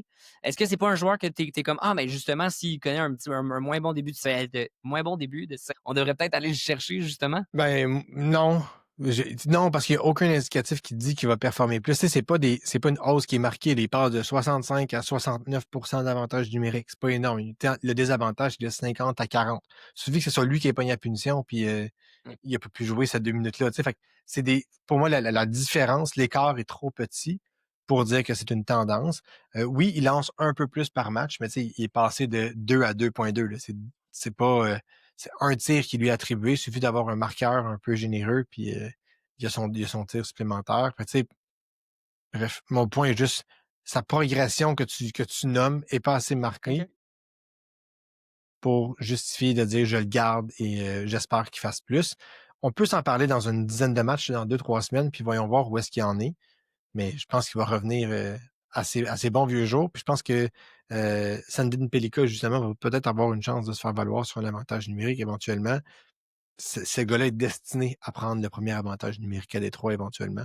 J'aurais plus tendance à prendre Sandin Pelika sur la longue run que de prendre Sider maintenant puis de m'accrocher. Tant mieux, c'est Sandin Pelka que j'ai dans mon pool. Autrement, Devin Je savais pas. Taves, le coéquipier justement de Cale Makar, qui lui récoltait tellement de points justement parce qu'il jouait avec Cale Makar. Cale Makar, 11 points en 10 matchs, 3 buts, connaît un bon début de saison, normal, mais Devin Taves, lui, ne suit pas. 1 point seulement en 10 matchs. Qu'est-ce qui se passe? Ben, il se passe qu'il n'y a juste pas de charondelle quand Makar l'avait. Je sais pas, il n'y a pas de raison particulière. Je pense que c'est juste de la malchance parce que quand tu regardes ses statistiques, bon, il lance un petit peu moins, mais encore une fois, c'est du 0,2 tirs par match. Donc, c'est pas significatif comme baisse. Il joue en avantage numérique 1 minute 1. Avant, c'est 1 minute 4. Pas significatif. Son temps d'infériorité numérique n'est pas significatif. Son temps de jeu est quand même semblable. C'est 1 minute, mais quand tu passes de 24 minutes 30 à 23 minutes 30, c'est pas très, très marqué. Fait il y a rien là, qui détermine de pourquoi il va moins bien que l'année passée. Faut juste dire que l'année passée, en début de saison, il a fait 7 points en 19 matchs dans le premier quart, puis enchaîné avec 13 en 21. Fait que, ça dépend où est-ce qu'il joue à domicile à l'étranger. Je pense juste qu'il va revenir à sa quarantaine, cinquantaine de points qu'il fait. Tu joues avec Makar, tu n'as pas le choix de toucher la rondelle. C'est le genre de gars qui peut avoir 3 ou 4 passes dans un match juste parce que Makar a décidé qu'il y en avait 3 ou 4 aussi. L'Avalanche a trop de talent pour que Taves joue 24 minutes par match, puis il y a des statistiques pires que Dylan DeMello. Fait que pour toi, c'est insoutenable. Tu penses qu'il va revenir justement, mais donc on n'en parlera pas dans une semaine ou deux, puis il va pas arriver dans notre portion dump justement dans la première période. Non. Non. Il n'arrivera pas dans la section d'hommes, je vais y croire. Tant et son temps qu'il va jouer autant et avec Makar, je vais y croire. S'il joue moins avec Makar et qu'il commence à jouer avec un autre joueur, peut-être, mais tu sais, il joue 72% du temps, quasiment du temps avec Cale Makar. Makar, il joue avec McKinnon, puis Nekash, puis le Conatis. Non, ce n'est qu'une question de temps. L'Avalanche, pardon, ont un seul trio qui fonctionne en ce moment. Si le deuxième trio se met à fonctionner, ben, il y a encore plus de chances de faire de points. Je suis pas inquiet, mais pas du tout pour Devin Taves, même si son début de saison est catastrophique. C'est un genre de gars de buy low en ce moment, là, Devin Taves. All right. Parce qu'il va faire 40 points en 70 matchs. C'est ça qu'il va faire. Il va faire 40-45 points en 70 matchs. C'est exactement la tendance qui va se dessiner pour lui. Fait que celle-là, décrochez le téléphone, allez chercher buy low, justement. Il aurait pu faire partie des Chase, en fait. J'aurais pu le mettre dans les Chase, Devin Taves. Moi, je le vois encore à ce point. Moi, j'avais failli mettre Victor Olofsson, celui qui allait prendre la place justement de Gabriel Landeskog, mais peut-être la semaine prochaine. Autrement, dans les derniers, justement, des underperforming, Mackenzie la bin Uyghur, qui lui... Ben là, la bine... la bin n'est pas rentrée. La bine, elle part pas. Non, puis ils lancent pas Uyghur. L'avantage, avant, les Flames n'ont pas d'équipe. C'est pas compliqué. Ils ont vraiment une saison qui est catastrophique. Uyghur lance 1,5 fois par match. Il n'y a pas de but depuis le début de la saison. Oui, ils jouent en avantage numérique, mais quand tu regardes l'avantage numérique, Huberdeau revient, là, ça risque d'aider, mais quand tu regardes l'avantage numérique des Flames, tu t'attends, ça va être longtemps. Là, quand tu as Farabee, Frost, Huberdeau et Kadri, je veux dire, je pense qu'il n'y a aucun de ces 4 gars-là qui sera sur le premier avantage numérique des 10 meilleures équipes de la Ligue. Et je vais te parler du Canadien pour te faire plaisir, là, mais il n'y a aucun de ces 4 gars-là qui est sur le powerplay du Canadien. Ça donne une idée à quel point ils sont faibles. Défenseurs non plus. Là. Je veux dire, Uyghur à Montréal serait quoi, 4e sur le powerplay, là, après Matheson, Dobson, Hudson. Ils sont faibles. C'est très, très faible. Puis il y a Zane Parrey dans les jambes, donc je comprends que Parrey n'a pas un gros début de saison. Puis, en tout cas, je sais pas si vous avez écouté le match contre les Flames, là, mais c'est périlleux dans son territoire, puis il se fait revirer souvent, mais il reste qu'il est là pour générer d'attaque. Donc, est-ce que Uyghur va faire un pace de 16 points? Je pense pas. Mais est-ce qu'il va en faire un pace de 50? Je pense pas non plus. Je pense qu'il va peut-être faire 40 d'ici la fin de la saison. Là, c'est 38 en 72 matchs, un point en 2 matchs à partir de maintenant. C'est pas au niveau d'un défenseur numéro 1. Je serais pas surpris non plus qu'il change d'adresse. Si tu es un défenseur, si les Flames reconstruisent Uyghur, ça se peut qu'il soit échangé. La rumeur de Kadri commence, mais c'est une de plusieurs, je pense, pour les Flames. Donc, pour moi, Mackenzie Weegar, c'est un joueur que je me tiendrais loin. J'essaierai pas d'aller le chercher pour espérer une remontée de sa part. Les Flames ont peut-être gagné une coupe de game, là, mais ils n'ont pas une bonne équipe. Vraiment pas. Non, effectivement. Rasmus Anderson aussi risque potentiellement de changer Même chose, d'adresse. même chose. Tu parlais des Canadiens. On va finir justement sur Samuel Montembeault. 2 victoires, 3 défaites en 5 matchs. Écoute, on est des partisans des Canadiens. Ceux qui nous écoutent sont sûrement des partisans des Canadiens, à l'exception peut-être ici de Corey Biondi. Petit shout-out à mon ami qui est un fan des Bruins, mais sinon, qui lui est bien content de voir que Montembeault joue pas très bien. Un quality start seulement en 5 matchs, ce qui équivaut à 20%. C'est beaucoup plus bas que ces 3 dernières saisons. 0 steal cette année. On l'a vu, Jakub Dobeš, de tous les instants lorsqu'il est devant les filets. Qu'est-ce que tu en fais de Monty? Est-ce que c'est lui encore pour toi le numéro 1 à Montréal? Ben, c'est encore le numéro 1. Je dis, c'est 5 matchs. Dobeš a bien joué 5 matchs. Fait qu'il faut quand même prendre notre gaz égal à ce niveau-là. Ça a pris du temps avant que Montembeault prenne la place de Jake Allen, même s'il était bien meilleur. Mais quand tu regardes historiquement Montembeault, tu ne penses pas qu'il était un mauvais gardien de but. Je pense que c'est un gars qui a été blessé en fin de saison l'année passée. On oublie peut-être qu'il était blessé, là, mais il y a pas, il y a une blessure quand même importante. Il n'y a pas eu un camp d'entraînement traditionnel pour un gardien de but. Je crois que ça a beaucoup de valeur d'avoir un rythme.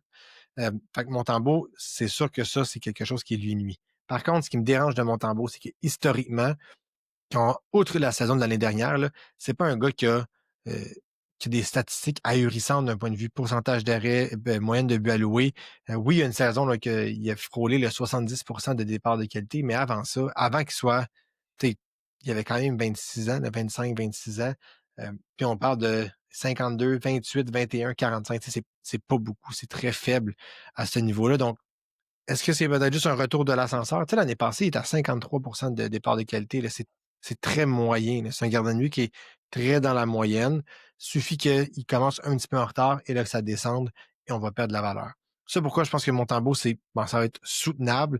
C'est qu'il risque de partager un petit peu plus le filet avec Dobeš. Tu sais, l'année passée, Montembeault, c'était 62 départs. Je comprends qu'il y a eu Kaden Primo dans le mix, mais si ma mémoire est bonne, pendant la période des fêtes, il a été devant le filet 12, 13 matchs de façon consécutive. C'était vraiment toute une séquence, mais je pense pas que ça va arriver. Je pense que le début de saison de Dobeš prouve qu'il va y avoir un partage des tâches. Dobeš est en train de prouver qu'il est capable de prendre plus que 20 matchs dans une saison. Donc, si Montembeault, au lieu d'être dans les filets 60 fois, 58 fois, il est là 48, 49, 50 fois, puis que Dobeš prend les 35 départs qui restent, ben, il va avoir moins de victoires dans sa saison. Même si le Canadien est meilleur, là, il va avoir moins de 30 victoires dans sa saison parce qu'il ne gagnera pas 30 fois en 50 matchs. C'est pas Martin Brodeur, puis le Canadien va finir par. Je pense qu'on peut juste voir ça d'un bon œil, le fait que justement Jakub Dobeš joue bien. Ça peut juste faire en sorte que lorsqu'il a gagné justement, qu'il avait près de 70% de départ de qualité en 2023-2024, il avait joué 41 matchs. Ben, peut-être justement que de revenir à un rythme comme ça pour Sam, ça peut l'aider. Ça va faire en sorte que Jacob Debesch joue bien, le Canadien va bien. Je pense que c'est beaucoup plus comme ça que l'on peut regarder le tandem à Montréal qui va beaucoup plus être semblable, mettons, aux Bruins des belles années. Exact. Ça peut être un tandem Ullmark-Swayman. Je dis pas que Debesch c'est Swayman. Là. C'est pas ça que je dis. Là. On s'entend. Là. Ne me prenez pas mot. Puis Montembeault, il est peut-être Ullmark. Ce que je veux dire, c'est que dans la façon que la tâche était distribuée, Ullmark avait fait 48 matchs, je pense, cette saison-là. Puis Swayman avait pris les autres matchs.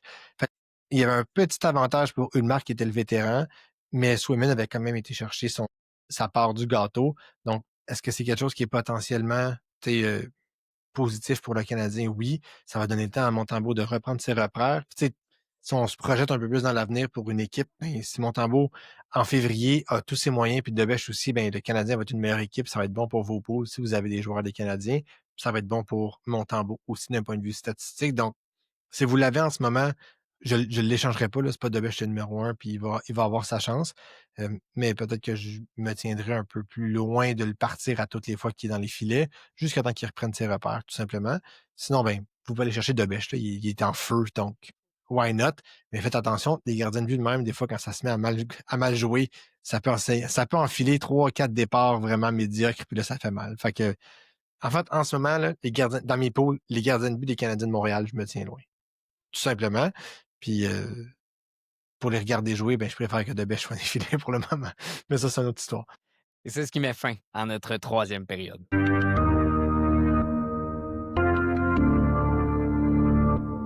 Et c'est ce qui met fin à l'épisode d'aujourd'hui. On a été un petit peu plus long, mais on a quand même passé 34 joueurs en revue. On espère que ça vous a aidé pour vos poules. Si vous avez justement des questions à nous écrire, est-ce que vous pensez qu'un joueur underperform, si vous vous demandez si c'est soutenable ou insoutenable, vous voulez vous demander quel joueur sur le waiver wire est important, allez nous écrire en commentaire, en inbox, sur Instagram, YouTube, TikTok, Facebook, name it, 100 poules podcast. Ça va nous faire plaisir de vous répondre et on espère sincèrement que vous allez gagner votre pool de hockey cette année. Salut les poolers!